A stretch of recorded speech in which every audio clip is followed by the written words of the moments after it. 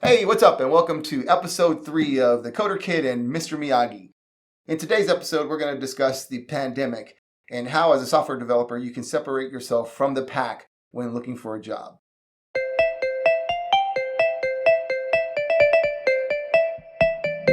Hey, what's up? I'm the Coder Kid. And I'm Mr. Miyagi, and welcome to our show.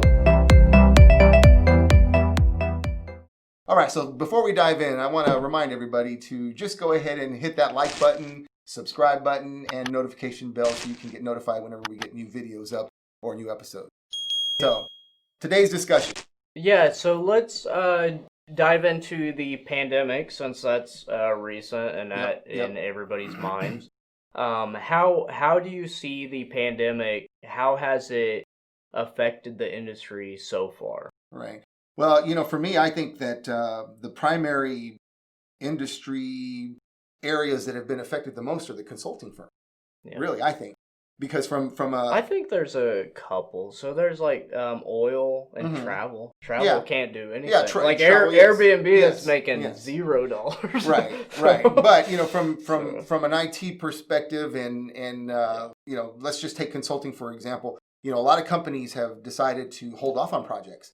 We've seen that firsthand. Yeah, especially non-software companies. Right. Because software becomes just a side thing. Yes. And for a consulting firm, it's all about their clients and all about the hours that their consultants bill. So when companies decide that they're going to hold off on signing a contract or delaying a contract or something like that, then you have these consulting firms that are left with a lot of developers sitting on the bench. So that's a big thing for consultants. But the gas industry, the travel industry. Well, and oil was weird because it got hit by something else as well. Yeah. So it was like a double whammy to the energy sector and all of that. So they got. I know someone personally up in Houston that's right there in the oil, world. Yeah. And his whole, it's like an episode of the Avengers where his whole team just disappeared. Right. So everybody around him is gone, and he's at a good value point. Yeah. And for cost and everything, I'm not going to go into the numbers, but I mean, he's at a good value point in a time in his career where he's a really good deal. Right. So they just cut everybody around him basically basically you're cutting off the fat, and you see a lot of that happening during times like this. And so we've seen the pandemic hit companies and consulting firms and all these other business areas and stuff like that. But the result of it is that we've had a flood of talent get into the pool of developers that are available for the industry. So with that increase in pool, it's more difficult for developers to stand out or make themselves marketable over everyone else. So what is it that's going to help make you as a developer that has been recently furloughed or laid off stand out above everyone else when you're looking for a job? Right. Yeah, and I just want to go into how we see this kind of reshaping the industry. So what do you expect from coming out of this? I kind of see that we could have some more work from home opportunities. Maybe some companies that were really not for work from home might be. And this all pertains to like software engineering and stuff you can do from home. Obviously, there's going to be some areas where you have to be, like consulting is big on face-to-face communication, so obviously you have to do that. But the core coding part, I wonder if that's gonna have companies jump out and say you can do more of that, or a little more lenient on it, or just maybe not even having people come back. Well, I read an article, and I don't remember the website that I was reading it on, but they stressed one of the things that you can do to stand out is if you've ever had any remote work, remote opportunities that you've had on your resume. Most people don't put that they worked remotely from home on there. You never thought about it. So the article stressed the parentheses of remote opportunity, remote / from home position to stand out, to say, hey, look, I have worked remotely from home. Mm-hmm. I've done it before. I've worked for this company for X amount of years, and I was able to perform in that remote role because, a lot of companies are like, okay, what are they going to do? Right. Yeah, we don't know. they're We don't have having any to. clue if you're capable of working remote, working, Yep. on your own and having minimal supervision. Right. So that's a big thing is to stand out by having your resume, have something. Yeah, I didn't that tells even you. think about that, and that's a really good point, especially for something like this that shut down the country. You kind of, it's a perk. Yeah, whereas normally you wouldn't put that because why does it matter, right? Right, and a lot of companies they've never experienced having to have their a lot of companies had to flip the switch. Oh yeah, and even schools actually had a really hard time with it, and I'm like, oh, where is this country going if we can't do that easy? Yeah. But yeah, so that's a good point. Resumes. You've got to have it on there, and you've got to show that you can work without any supervision or minimal supervision. Of course, everybody has to check in every now and then.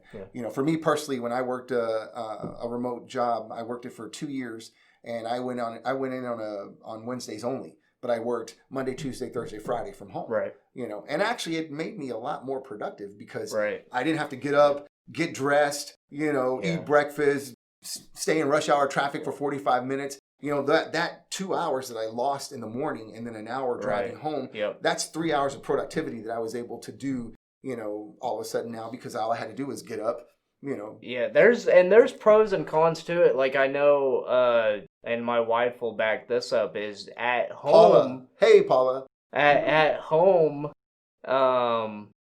I'll get zoned in. Yeah. And because you're not context switching. I'm not switching from work to, I got to get home before dinner. Right. So I'm staying on that computer, and if I'm in code, I am in code. And if I've got a really interesting or challenging problem, or I've been just stressed out with this thing, I'll stay on.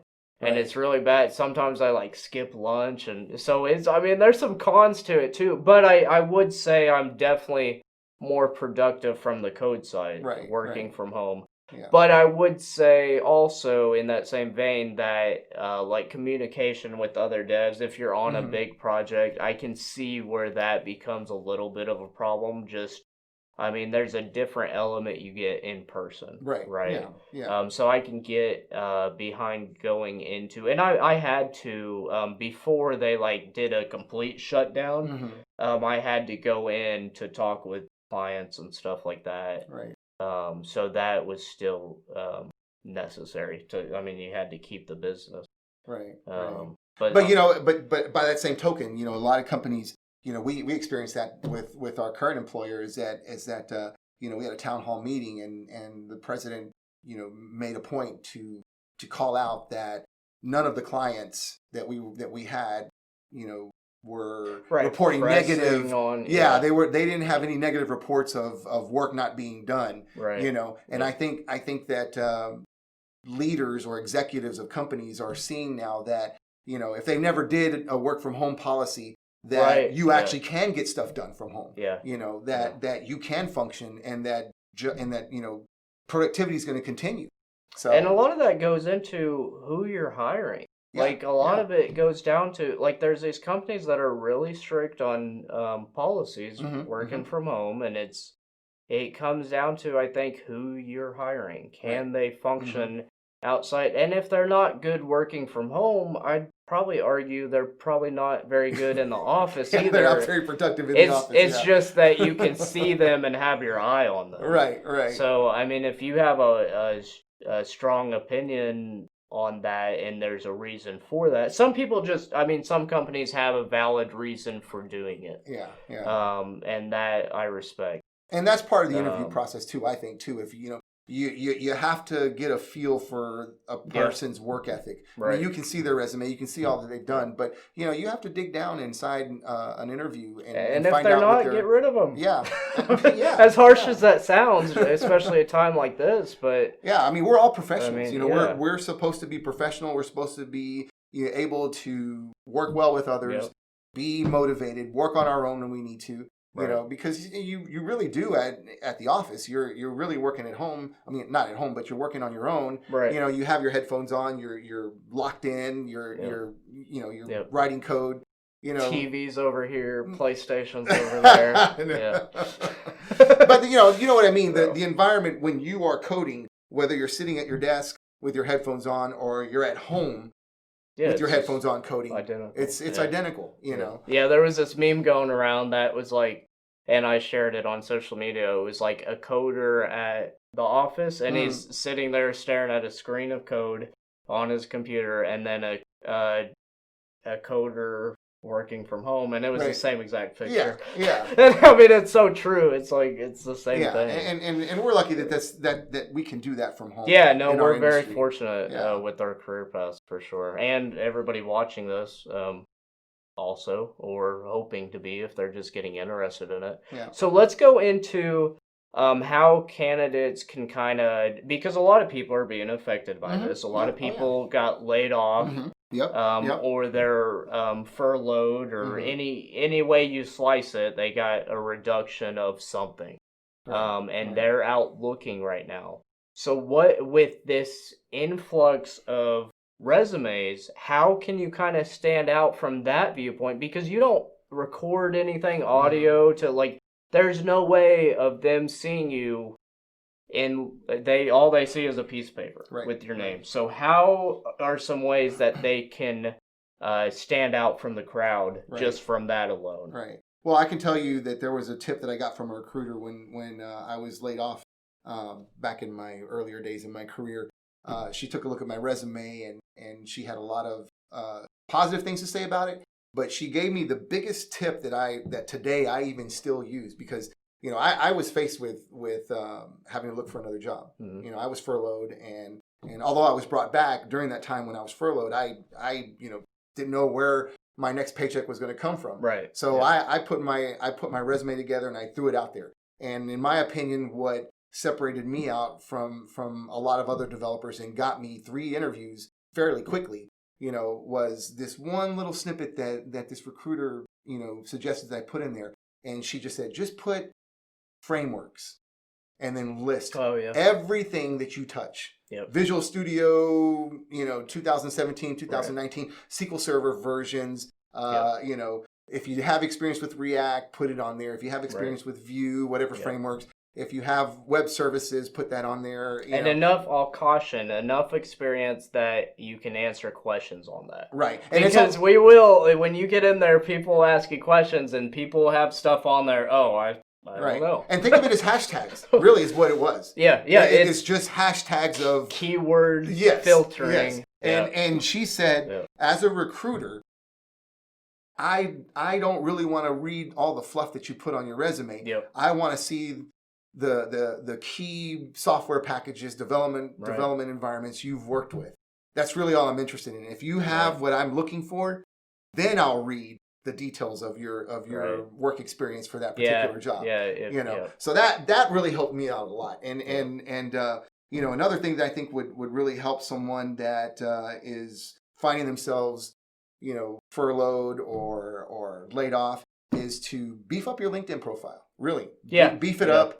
Make sure that reflects what your resume is, because there are recruiters looking at LinkedIn profiles too.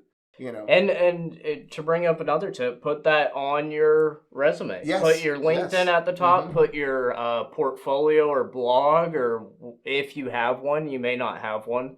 And also your GitHub. Basically anything that kind of goes a little deeper than your resume will. Right. And those are the 3 things that on top of mine are portfolio, LinkedIn, and then my GitHub. Right. So and another thing that helped me when I was looking for another position was, I traditionally was never really one to like certifications or anything like that. I always let my experience speak for itself and things like that. And when you're an engineer, you most engineers need the certification, the MCSD or MCSE, and that helps them stand out and things like that. But when I was sitting on the bench, I decided to take a look at some of the LinkedIn training courses that they had, and I got one of their subscriptions to their LinkedIn Learning Center, Hmm. and And that's new, yeah, right? it's definitely new. Fairly new. So I Yeah. went out and I did a lot of those training classes, and at the end they have these LinkedIn certifications that you can actually, once you finish the course, it actually puts it What is it? as a certification Oh, really? on your LinkedIn profile. Yep. And I really believe that really helped, because I did a deep dive into Web API, I did a deep dive into Azure Message Bus. Right. I took their C# and their ASP.NET endorsement skills assessment, Hmm. and that was placed Oh, on yeah. my LinkedIn profile. So it really beefed up my profile, when before all I had was just my list of jobs that I had worked on Right. throughout the years. And then one more thing that I did is, while I was on the bench at Code Authority, I was able to write a couple of technical blog articles, which I was able to spotlight in my LinkedIn profile. So that really made me stand out. Yeah, you actually had one guy that read them, right? Oh yeah, That was yeah. read them. So yeah. So you never know what they'll pull up on you. In my interview, one of my interviews, one of my interviews, they looked at my LinkedIn profile, and they read the blog articles, and they referenced it in one of my interviews. So that really helped me stand out. Yeah, for sure. But what do you think it would help somebody stand out? Yeah, I think the same things. I think so. One area we disagree on, actually, that we did in the pre-discussion of this, was the size of resume. So I've always been told is you keep it 1 page and 2 pages max kind of deal. Right. It's kind of more of that, what have you done for me lately? But you actually said your resume is 6 pages. Yeah, 6 pages. Which it's not 10. We did some interviews at one of our previous companies that we'd have people come in with like 10. And it's really nothing of value after a certain point, I felt. And maybe that's just structure of the resume. Maybe that has a lot to do with it. But then I asked you, why do you think it's important to have more than 1 or 2 pages? And we could go into that. For me, I mean, if you're a senior developer, or you're a systems architect, and you've got quite a bit of industry experience in there, you're right. Throughout the years, technology changes. New methodologies come out. And you just the main thing about the 6-page or the 10-page resume, in my opinion, is that it shows work history. Right. My first 14 years in the industry, I only worked at 3 companies, so it shows longevity, it shows dedication, things of that nature. So rather than having a whole bunch of white space on the first page. And whether some companies they take that serious. They want to know, if we hire you, you're not going to jump 6 months or a year from now. But you don't need the pages to display that, though. No, you have but the years. Right. So. In our pre-discussion before we started the episode, we were talking about length of the resumes, and I started thinking about it, and really it's nice to have, and probably most companies are not going to go through the whole thing and look at it, so I could possibly add after this episode. Because I remember, at our previous company, in particular, we had a bunch of 10-page resumes coming in, and we would only print 3 pages. Yeah, the first 3 pages. So I see that, and I'm like, this is why you shouldn't do a super long resume. But I think you can do it right if you format that first page as, you have a section for frameworks, you have a section for technologies you've used, libraries, hackathons, and then you have just starting out your experience, your most recent, and stuff like that. I think if you format it right, and then it's kind of like turn for more, or but they say, and it's a true thing. I think recruiters and stuff will only look at 15-30 seconds. They'll peek, and if they don't see something interesting, it goes in the trash. It's like I said about the one recruiter that gave me the frameworks, because they want something they can look at, just a quick, just know. And if you go back 15 years ago,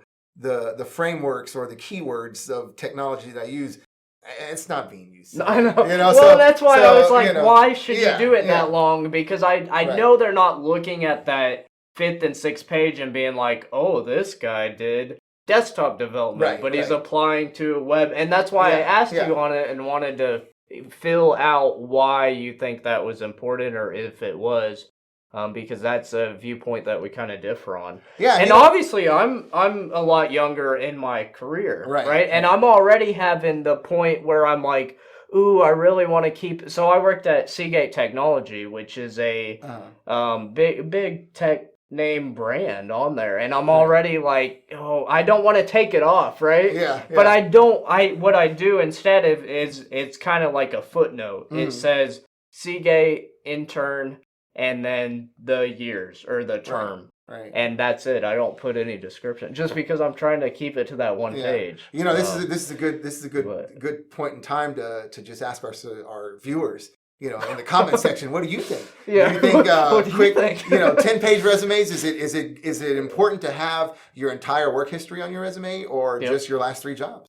You know, I want to hear from our viewers. You know, what do they think? Yeah, they can. I mean, I definitely. You're starting to make me think, and you're starting to make me, you know. Well, I mean, if you've want got jobs with them, though, I mean, you've had no issues finding opportunities. No, but you know, if it can help streamline, you know, my resume and make it more attractive, you know, obviously I haven't had a problem finding you know, interviews, but you're right. I mean. And is it really relevant? I just know from a lot of stuff I read, because I was really big on, like, when I was going to school, I was reading, like, you know, everybody at a certain point, I think, has this thing where they're like, ooh, I want to, what would it be like to work at Google or Microsoft? And that's where I probably got it from and just have kept to that. Rule, even though I'm not in the Valley or at one of those companies. Obviously I've strayed from what my wants and where I want to work at and stuff like that a little bit, but I kept like the things they say to do for those companies, because it's still very relevant for, like, if you can do some of the stuff that it takes to get at those companies, you can, I mean, you're going to land at a lot of companies out there. So with all this being said, so what do you think?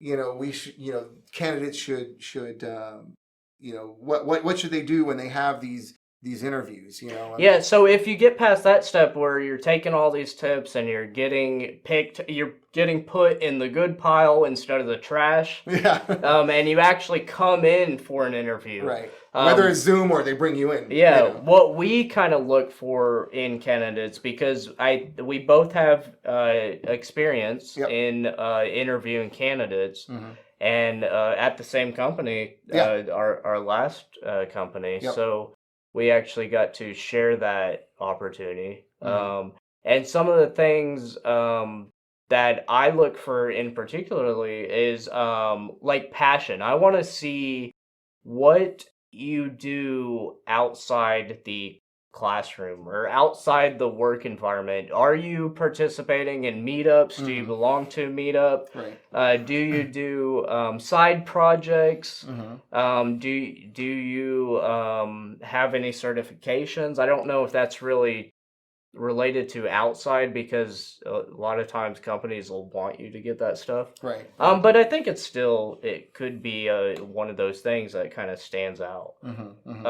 So I want to see stuff like that, like hackathons you participated in, projects, and that probably caters a little more to like up until senior. Like, I don't know if it holds that much weight once you're there and beyond. Like, you turning in something with, oh, I did this passion project, a 3-month project, but I also did this, I've been working on distributed systems for 10 years. I don't know if like, which one holds more weight. I would assume it's probably the distributed system. Yeah, and I also think that you know, the type of interview you're going to have depends on the position that you're interviewing for. You know, if you're entry level or you're mid level, you know, you're probably going to get more of an academic type interview, you know, and when you're senior level, it's more of what do you know? They want to know what projects you've worked on. And, you know, they'll throw out some scenarios at you so they can see how you think, how from an architecture Right. perspective and things like that, and then whiteboarding. Yeah, good old whiteboarding. Good old Yeah. whiteboarding. I mean, those are the interviews I love. The ones I hate, See. in fact, I went on an interview. See, and that's interesting because a lot of people hate the whiteboarding. Yeah, no. See, but So- for me though, it's when you go the academic questioning, Route. methodology or route, Yeah. you senior developers really don't pick up and they don't really sit here and remember some of the definitions or academic phrases and things like Right. that. And it's not that they don't know them. It's just, No, it's not that they don't yeah, know it's them. probably just, something they're not expecting in interviews Right, either. right. Like what is object-oriented programming? Well, and of course you know what that is. You do, because you do it every day. But like you could fail that question because you don't know the academic. Yeah. For me personally, I mean, I had an interview recently where they had some questioning and things like that, and they wanted to know a little bit about me and the projects I worked on, and then all of a sudden I was hit with all of these academic questions. These Google questions. Yeah, Google questions, and I started to get a little flustered, and then they actually had me do some type of little scripting exercise, and and it was just the scripting exercise is cool, though, it was cool, but it was just taking a string and parsing it out and counting the occurrences of the letter E and outputting it. Simple. Yeah, but I just they wanted it exactly how it should be coded, but they had to do it on Notepad. And as a seasoned developer, as you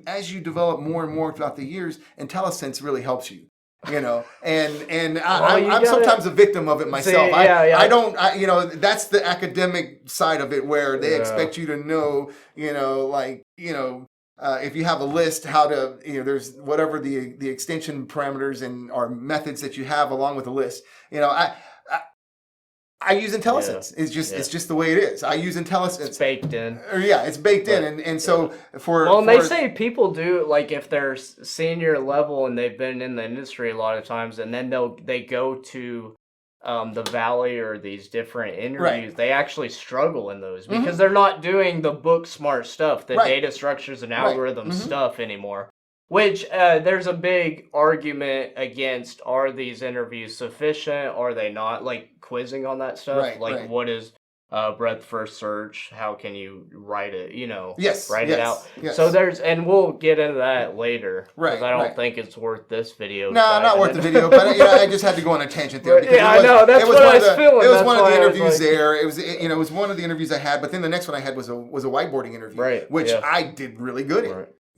I excel in those type of interviews, and really whenever I interview someone, because I've done it interviewing for 3 different companies already now, and I don't like to throw academic questions at somebody. I want to know how they think. I want to see them do something on a whiteboard. I want to give them an opportunity to do a table structure of an apartment. And then, based on the apartment, how they don't give away your interview. Well, I'm not. It's just it could be anything. It could be a car. But how do you relate other? Now I'm going to start throwing other things that relate to a car or relate to an apartment. And how do you, from a database structure, relate those other items in a table? And I want to see how you think about that. And plenty of opportunities to get out. Like, if they mess up in one area, they can still succeed in another. And the thing is, you're not wrong. We're just trying to see how you think. Yeah. And I think that's one of the key things is when you can articulate and you can show, even if you muck it up, but you articulate it in the right in a way that you believe is right. Most companies, they just want to know how you think. Right. Yeah, I really think communication is key. That's actually one of my tips that I forgot to bring up is when you're in the interview, we want to know if we can work with you, if you have a good personality. Yep. And that's not always true. Every place I go, there's one dev that's really good and very hard to work with or not as social. Yeah, yeah. But you have to have them because they move boulders Right. Yeah. instead of just a part of the team. So you have to have them, and you get one that can be a little social with you. Right. Right. But that you really, I think it's like it must be a requirement because everywhere I go, there's at least one guy and he's the guy. Yeah. He's the one that everybody looks at for their stuff. And not to say that, like, I mean, we're all kind of like that, just software engineers in particular. Right. But I think if you have really good communication skills and public speaking, It helps a lot. it can help a lot. Yeah, I mean, and because that helps you see if you're going to be a fit for a team. Because when a team is interviewing a candidate, right, they know their team. Yeah, and they know what They'll meshes know well with their team, and that's really what is a crust of what you want to find out about that person. Not do you know the difference between abstract class and an interface? That's not going to tell you anything. Because you can learn if you have a computer science background, or not even that, just a coding background. We can get you up to speed. Exactly. But will you fit in with the dynamic? Right. And and it's funny you brought that up, because I remember when I was at a company, we had a really talented guy. Smart. He'd been with the company for a long time, knew all the payment processing systems, had the most knowledge about the monolithic application we had going. And we got tasked to interview a couple of candidates. Mm-hmm. And I was like, great, an opportunity for me to work with this guy, and we can team up together, and we can ask all these interview questions. Man, as soon as we got into the interview, he froze up. He couldn't ask a simple question. So he's kind of an introvert guy. Right. You're in meetings, and he's just all over the place. I mean, he's participating, he's leading, he's whiteboarding. But as soon as we got him out of his element, he just froze in the, just trying to interview, but not even asking questions. So I had to take over the whole interview. And you need both people on a team. Yeah, so if you are more of that person where you are introvert and you hate people, you can still succeed. Yeah, you still can. But you want to be that guy. So go after being that badass developer. Right. And knowing everything inside and out. If you're going to be antisocial. Right. If you're really sociable, you can kind of be a little weak in some areas, but if you're a good team member, we'll take you on and get you up to speed. Yeah, teams are not going to be identical. You're not going to have every person on the team identical. Nope. It's a blend of people, and you have different strengths, weaknesses. Right. I think one of the reasons you guys brought me in at Service Autopilot was because I had the JavaScript experience. Mm-hmm. I was so in that world for many years. So I was really bringing that to the table. Yeah, what I thought was really cool was that I don't think that some of the guys on the team were intentionally, boxing you into a corner. But I as the interview went on, I saw how you remained calm and composed, and that's what flustered. And you that did not is get flustered thing. because we there were a couple other candidates we just grilled and they just got completely flustered. And you were just cool cat. Drew, And I think that's a really good point is we are not expecting you to ace the interview. If you ace the interview, any interview, you should take it up a notch and go to another company. Like you shouldn't be acing these interviews. So nobody's getting 100% correct. And I think what some people think is you have to. It's like a test. You have to get 100%. And right when they're wrong on something and they know they're wrong, that eats them up. Right. Through the whole, and it just affects the whole interview because they're flustered and it's like, And what I like to do to help with that is start with like our personality, like kind of whether we're messing with each other or throw a joke in there. And also that gives you a key too how they respond to that joke.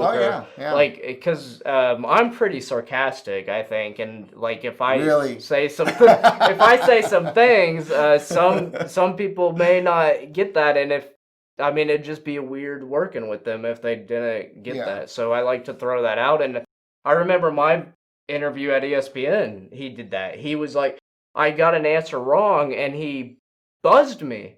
He's like, I was like, what? And I was very calm and cool and collected, but I could see that throwing someone off and being like, oh shit, I was wrong, and see, and just that's not the eating type them of up. interviewee I am. I don't Mess with like people. to mess with people. It's more of seeing their personality, Yeah, though, and if they can handle. Because at ESPN, we were very like that. We joked around, and I mean, we did the same thing. Service Autopilot, like we had an environment where we would joke around, just like we're doing on the show. They can probably see that dynamic. Yeah. So, but I want to know that person fits in, and they don't always have to. If they're a badass, like we're gonna take them on probably regardless.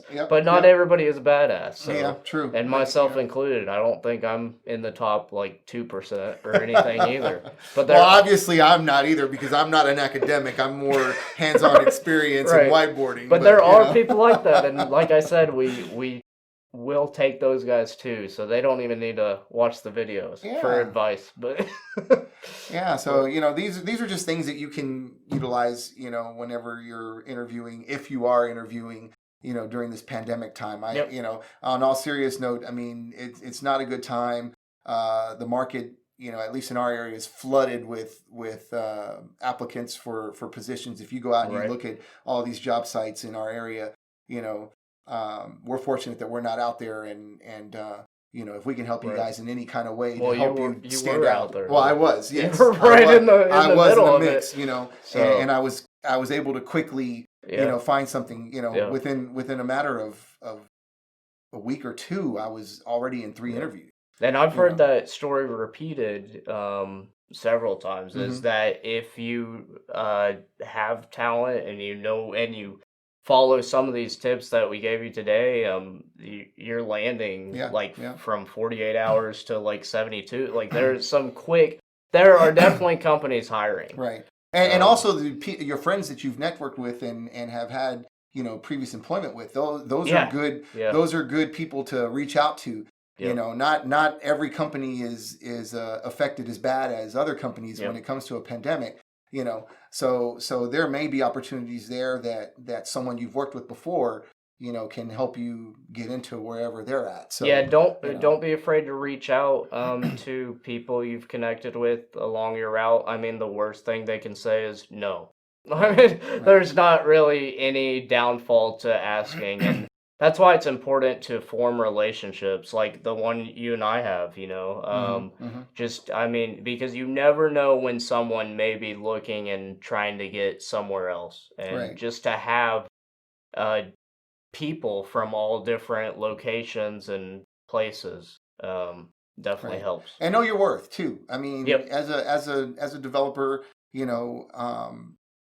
know during this time companies are giving discounts to other companies, So you have to know your worth and stand by your worth whenever it comes to salary and things like that.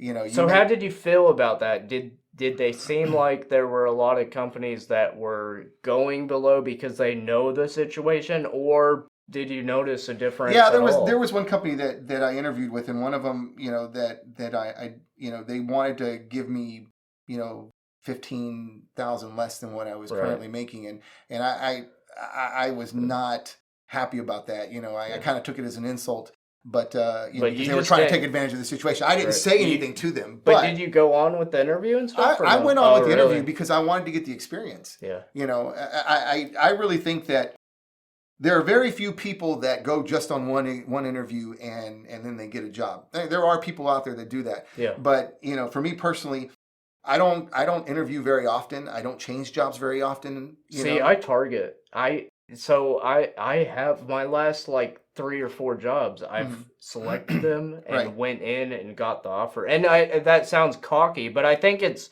what I do is I target what I'd really like and what I'd be a really good fit for. And I think that's important too.